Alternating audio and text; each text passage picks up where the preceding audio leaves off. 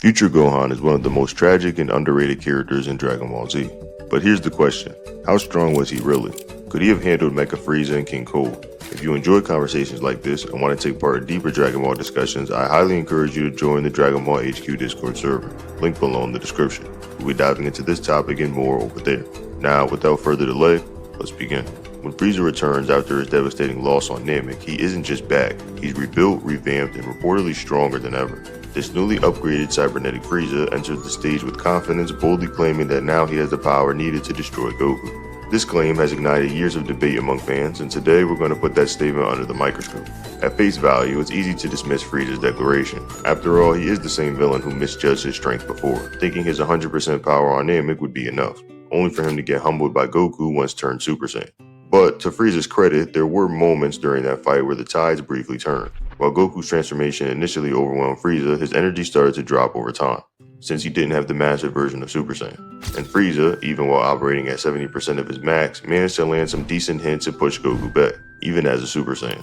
Fast forward to his mechanized return, the anime offers a crucial scene that gives a measurable comparison. When confronted by future Trunks, Frieza unleashes a new Death Ball, and King Kai himself remarks that that attack is 10 times more powerful than the one he used to destroy Namek. That's a massive leap, and it gives us a way to estimate how much stronger Frieza actually became. Namek Frieza at 50% produced a Death Ball that blew up a planet. Its 100% form theoretically would be roughly twice as strong. The Death Ball he fires on Earth is said to be 10 times more powerful than his 50% version, meaning it's 5 times stronger than his full power Namek self.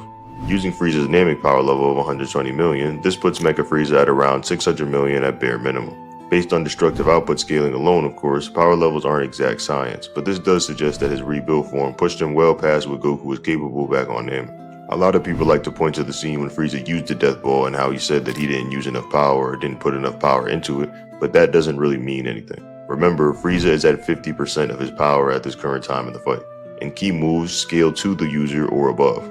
So Frieza not putting everything that he had into that blast doesn't mean he wasn't using his 100% of 50%. He's still at 50% no matter what. Add to the fact that Gohan and others also notice Frieza's energy rising as he approaches Earth. They sense his power growing, implying that he may still retain the ability to increase his output, just like he did with his final form. So not only is he enhanced with cybernetic parts, but he might still have access to that transformation where he buffs up and gets stronger.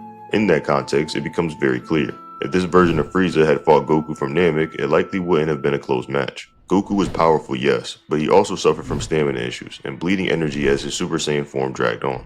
Mecha Frieza, on the other hand, comes in fresh, boosted, and mechanically optimized for battle. Now, a common counter-argument involves a line from Gohan, where he says Trunks' ki felt like Goku's during the original fight with Frieza.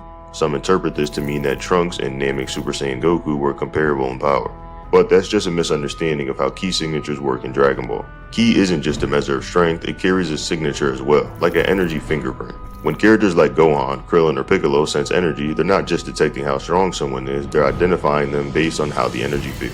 So when Gohan says Trunks' ki feels similar to Goku, that doesn't necessarily mean he's equal to Namek Goku in power. More likely, he's commenting on the distinct feel of Super Saiyan energy. At that time, it was still extremely rare. Both Trunks and Goku were the only ones who admitted this kind of ki, and Gohan was there to sense each of them. In short, Mecha Frieza was the real deal, backed up by upgraded technology, enhanced destructive output, and the potential to access the transformation boost that he had on Namek. His claim of surpassing his old self wasn't just talk. In the end of the continuity, at the very least, this version of Frieza would have folded Namek Goku with little trouble. That should settle the debate once and for all. Turning our attention to future Gohan, things get a bit more layered. There's a particular moment that tends to fuel a lot of debate. Gohan mentions that the outfit he wears is styled after Goku because he's aspired to one day match his father's strength. However, he admits that he hadn't achieved that goal, at least not at the time he made that statement. But that moment doesn't necessarily define Gohan's entire growth. That line is often interpreted as Gohan saying that he was forever below Goku, but it's more accurate to treat it as a snapshot in time. After Goku's death from the heart virus, Gohan was forced to carry Earth's fate on his back alone, and through repeated encounters with the androids and the trauma that came with each of them, Gohan continued to evolve as a fighter. The version we see in the final battle, now missing an arm, shows a drastic leap in performance compared to his younger self. He battles more tactically, more ferociously, and outright dominates in a one-on-one combat before being outmaneuvered and jumped. And here's something worth unpacking. Gohan's comment about Goku's strength doesn't have to have reference to post-Yardrat Goku. Many people assume that that's the benchmark, but we don't actually know which version of Goku Gohan is referring to. Even in Trunks' alternate timeline, where Goku never had the 3-year window to prepare for the androids, it's likely he got stronger than when he was on Yardrat. Remember, Goku doesn't instantly die from the heart virus the minute he gets to Earth, there's still a time gap in between them. So when he makes a reference to not being able to surpass Goku's strength, that doesn't have to be the Goku that came out the ship. Goku still got stronger after that, presumably. So it's possible Gohan was comparing himself to Goku during some undefined point. And while that self-assessment may have been accurate at the time, we can't overlook the fact that Gohan continued to climb. His development wasn't frozen at the moment he made that statement. And he makes a statement at 2 different times during the anime and the manga version. By the time he reaches his last standoff with the androids, we're seeing a very different Gohan. Even with one arm, he overwhelms androids 17 and 18 individually, only losing when they coordinate a pincer attack. The twins themselves admit that they'll have to pull out the stops to finish him off and fight at full power. That level of urgency says a lot about how far Gohan had come. He had become a legitimate threat that required both of them at full effort. That's the anime portrayal of future Gohan. However, the manga paints things a bit differently. In the manga timeline, the line about not reaching Goku's strength is presented right before Gohan's final battle, making the sentiment feel a bit more immediate. And unlike in the anime, Gohan is defeated by Android 17 alone without 18's backup. On top of that, 17 even admits he was only fighting at half of his strength during their previous encounter, heavily implying that Gohan wasn't able to push him to his limit. This version of events makes Gohan seem noticeably weaker compared to his anime counterpart. Still, that doesn't make him insignificant when stacked against the likes of Mecha Frieza or King Cold, however. Even if we downplay the manga interpretation, Android 17 operating at just 50% would still be far above the likes of the resembled Frieza or his father. After all, these androids were designed to outclass even the Super Saiyans of their era. If Gohan could hold his own against opponents like that, even briefly, then he's more powerful enough to annihilate Frieza-level threats with minimal effort. So while his growth may have unfolded differently across both the anime and manga mediums, future Gohan remained a force to be reckoned with, and in both versions he grew beyond the shadow of Goku in his own right. In the anime, there's also sources that confirm that Vegeta and Goku are equals. In the present timeline, this seems to also be the case. Vegeta, however, in the flashbacks were easily killed by the androids in just mere moments.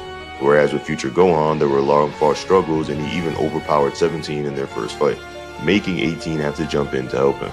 Gohan was just too strong, and if he were put in a position to have to fight Mecha Frieza and King Cold, he would beat them just as easily, making this matchup not even close. For everyone who had made it to the end of the video and walked with me on this journey, I thank you.